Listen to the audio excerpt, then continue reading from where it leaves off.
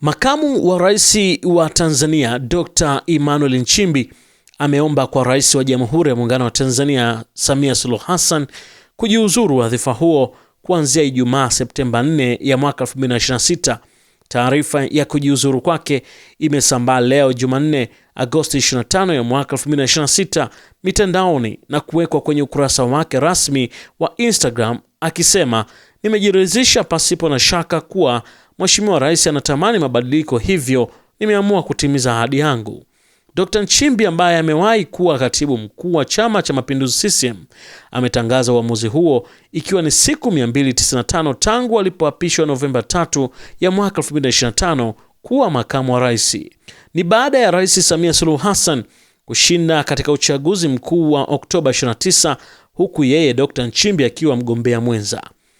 Katika taarifa hiyo kwa umma, Dr. Nchimbi amesema, nitajiuzuru nafasi ya makamu wa rais wa Jamhuri ya Muungano wa Tanzania na kuzingatia ibara ya 50C ikisomwa kwa pamoja na ibara ya 149 ya katiba kuanzia Septemba 4 ya mwaka 2026.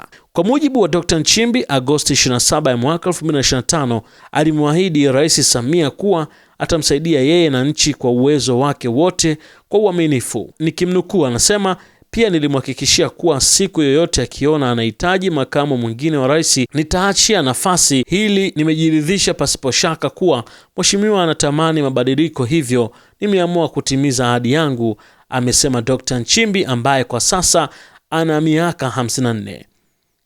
Nikiendelea kumekuwa nasema, kipekee namshukuru Mheshimiwa Rais na Chama cha Mapinduzi CCM kwa imani yao kwangu. Natumai nafasi hii pia kuwashukuru wa Tanzania wote kwa ushirikiano mkubwa mlionipa wakati wote nilokuwa katika utumishi wa umma, amesema Dr. Nchimbi. Hapa ninakuwekea video ambayo ni ya mwisho kabisa kuzungumza Dr. Nchimbi mbele ya Rais wa Jamhuri ya Muungano wa Tanzania Dr. Samia Suluhu Hassan. Hii ilikuwa ni katika uzinduzi wa kituo cha uzalishaji wa umeme cha Julius Nyerere megawatts 2115.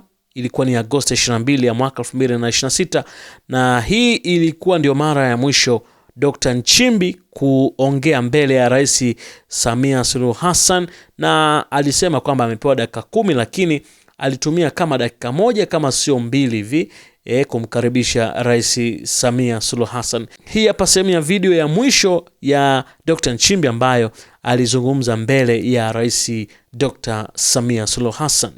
Ya burudani, naomba sasa kwa heshima na taadhima nimkaribishe Mheshimiwa Balozi Dr. Emmanuel Nchimbi, makamu wa rais wa Jamhuri ya Muungano wa Tanzania, ili aweze kutoa salamu zake na baada ya hapo aweze kukukaribisha wewe Mheshimiwa Rais wa Jamhuri ya Muungano wa Tanzania. Jamani, makofi mengi kwa Mheshimiwa makamu wa rais wa Jamhuri ya Muungano wa Tanzania. Mheshimiwa Daktari Samia Suluhu Hassan, Rais wa Jamhuri ya Muungano wa Tanzania. Mheshimiwa Mustafa Kamal Mabul, Waziri Mkuu wa Jamhuri ya Kiarabu ya Misri. Mheshimiwa Dr. Mwigulu Lameck Nchemba, Waziri Mkuu wa Jamhuri ya Muungano wa Tanzania. Mheshimiwa Deogratias Ndejembi, Waziri wa Nishati. Mheshimiwa Zuberi Ali Maulidi, Spika wa Baraza la Wawakilishi Zanzibar. Mheshimiwa Hamis Ramadhani, Jaji Mkuu Zanzibar. Mheshimiwa Deo Mwanyika, mwakilishi wa Spika. Mheshimiwa Doto Biteko, Naibu Waziri Mkuu mstaafu. Mheshimiwa Dr. Desina, Rais mstaafu wa Benki ya Maendeleo ya Afrika. Mheshimiwa Dr. Sharozi Migiro, Katibu Mkuu wa CCM na viongozi wote wa CCM walioko hapa. Waheshimiwa mawaziri, naibu mawaziri, viongozi wote mlioko hapa na wengine wote waliotajwa katika itifaki zilizotangulia, na ndugu wananchi.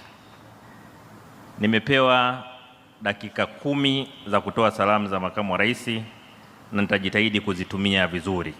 Mheshimiwa Rais, katika kutumia vizuri muda niliopewa, kwa heshima kubwa na kukaribisha kufanya kazi hii.